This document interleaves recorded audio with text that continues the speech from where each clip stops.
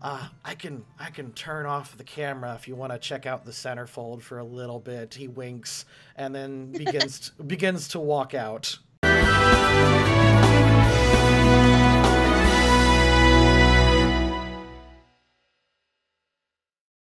Now find ourselves back inside of the Team Vision spaceship. It has been nearly 3 days since Layla and Mumkey's betrayal. Scarlet has been returned to her cell in the Team Vision armory. She has not been permitted any visitors with the exception of Watashi, who has been uncharacteristically quiet, silently bringing her food and the occasional manga to read. That's such a shame, that one, isn't it? During this time, how does Scarlet occupy herself? I imagine she's pretty distraught. Yeah. Let's see, she's plotting how to murder Layla. No, she's not doing that. She's not doing that. Probably just trying to take her mind off of things and pass the time. She's probably just learning new tunes on her flute. Or if they've let her. They took away your Pokemon, but they have left... They took away the flute. They were a little worried about that. Because Mystic Mumbo Jumbo. Okay, well, have they at least given me, like... Let me have, like, a sewing kit and stuff so I can draw, like, make clothing and things? Yeah, they actually showed you that you can set the room... Like, you know, the room is kind of like pseudo-holographic? Yeah. You can make, like, a sewing room out of it. Oh, cool. Yeah, so she's kind of like been stress sewing. Like, kind of like Rarity style. Just like, oh, I'm gonna make clothes. you got like a whole time. You have a whole yeah, wardrobe. Like creating a whole new wardrobe for everybody, for all her friends. Like, Jade's gonna look so nice in this dress if I ever see her again. Fun.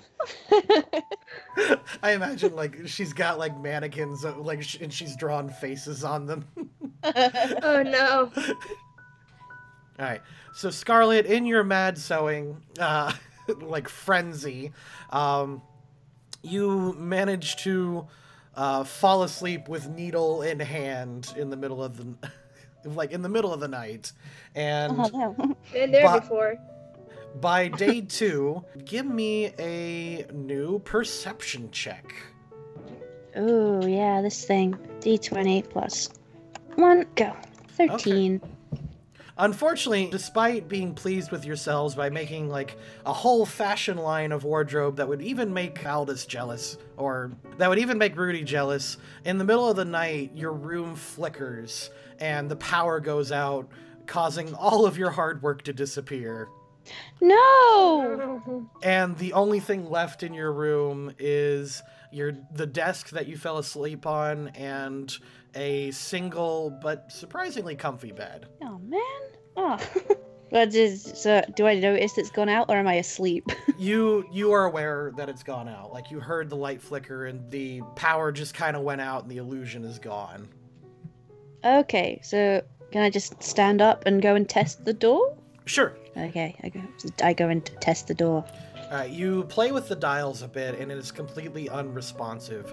There is a window looking outside, and there is a guard stationed right out there who doesn't seem to have noticed. Okay, then I knock on the glass to try and get her attention. She wakes up, and she's like, oh. And she looks back and sees you, and comes forward and says, hey, no, what do you want? The power's gone out. I've got nothing in here except a bed and a desk. She raises an eyebrow and says, okay, I'll file a report and we'll have Lydic come work at it in the morning.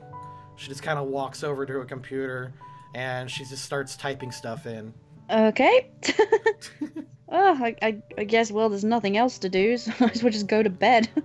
Alright, very well. You head to sleep, the night passes, and Scarlet, you get plenty of rest, although it is a little uneasy, but you will, just go on as normal. Yeah. In the morning, you're awoken by a soft knock at the door. You look outside and you see a nice-looking man out there who just kind of waves politely at you. Oh, it's him. Yeah, he's nice. I wake up, I do the whole rubby eye thing, and I go to the door and I'm just like, Hi. He looks at you and just kind of says across and says, hey, I need to repair this, so I'm going to ask that you please don't kill me. Why would I kill you? Excellent, yeah. He laughs nervously and says, magazine? He pulls a rolled up magazine out of his bag and kind of like opens the door slightly and tries to slip it in. Okay, I just take the magazine, I guess. You can decide if you want to be familiar with this one. It was during Valdis's early days. Oh. Well, Scarlet's attitude towards Valdis has changed somewhat after the escapades in Port Oligarch, but she's like, yeah, I'll give it a read anyway. I've read it before, but I'll read it anyway. Something to do. It's not directly nasty or anything like that, but it's just more, it's slightly trashier than what he's now respected for. Yeah. So he hands you that one and says, all right, I'm going to make some repairs of the machine. This is going to take a while. And the one guard just looks bored and just, she says, you can handle this, right? And he goes, yeah. And she walks off. Bye. He starts messing with the machine for a bit, not really making a lot of small talk other than you just doing okay in there and that kind of stuff. Yeah, Scarlet doesn't reply to him. She just carries on reading. She's just not wanting to talk to anybody now. He says, all right, I'm going to need to... He looks inside and says, I'm going to need to reboot this, and it's going to take, like, 20 minutes. You going to be okay in there? It just waves a hand at him. Yeah. He rehooks up some things and sits down in the chair, and he pulls out his own magazine, and he says, oh man, did you ever read that article about Valdis getting started? And you know that's on page like 13. She just flicks over to page 13. I was like, yeah. Give a perception check. D20 plus 1. You notice that page 13 is dog-eared, and there's actually some words circled. Oh, can I read the words? Okay. They're sort of in a jumbled mess, but 2 words that are circled in red letters. The word 3, and then like a couple paragraphs down it says days. 3 days. Well, actually, excuse me. The word circled is 4, and then days. 4 days. Yes, 4 days. Okay. He says, yeah, can you believe this guy just used to, be a volleyball player? It's so weird, right? Scarlet, looks over and just gives a bit of a coy smile, like, I kind of see what you're doing, I think. He says, yeah, I mean, this is super neato. Anyway, it's going to be about another 10 minutes or so. You got, did you ever look at the one where he had that interview with Cherry Woods? Can I flick to that page? Yes, you can. You're starting to catch his game. Yeah. And there are more words circled. In fact, there's quite a bit of them. Ooh, read. And there's various different colors and stuff, and he says, essentially, he says, my favorite colors in this particular order are set to the rainbow.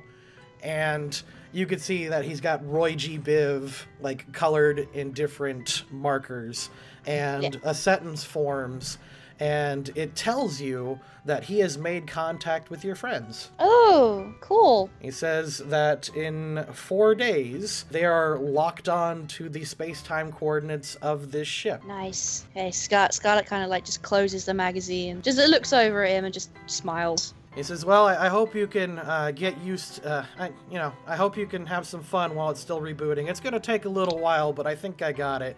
He goes over and he presses some buttons and the machine turns back on and says, I can turn off the camera if you want to check out the centerfold for a little bit. He winks and then begins to walk out. Okay, what's on the centerfold? I'm kind of concerned. Well, it's Valdis, of course. He's only wearing controllers. Oh, okay. And it's got an I'm sorry with a sad face, and the drawing is clearly made by Watashi. Oh. Because it's got some nonsense Ransei letters on it. Oh, okay. Scarlet's kind of she recognizes that it's Watashi saying that, and she's a bit like, yeah.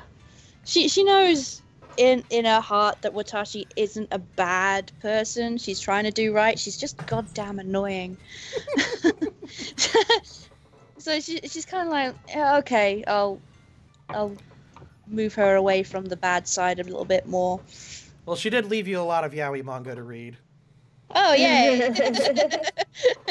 I wish I'd known that sooner. I would have been reading that instead of sewing. Anyway, within a short amount of time, the system comes booted back on, and rather than your sewing room that boots back up, it's a new room that you weren't familiar with. It wasn't the one Watashi used, or the one that you started with. Ooh!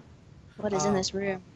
Surrounding the room are various candles and essentially various different sleep aids. Ooh! Okay, so it's like they want me to, like, meditate. Yeah, you look around for a bit, and there's just some relaxing CDs and stuff, and you open one of the books, and on the inside cover, it says "From Lytic," and there's the symbol of Cresselia on it. Ah, okay, that's sweet. She's like, awesome. Is there one with Whalmer song on it? Is there one? Yeah, there's a CD with Whalmer songs. Okay, I'll put the Whalmer song CD on, and then I'll just sit in my cross-legged meditative state and just see about meditating for a bit. Yep, got it. So there you go.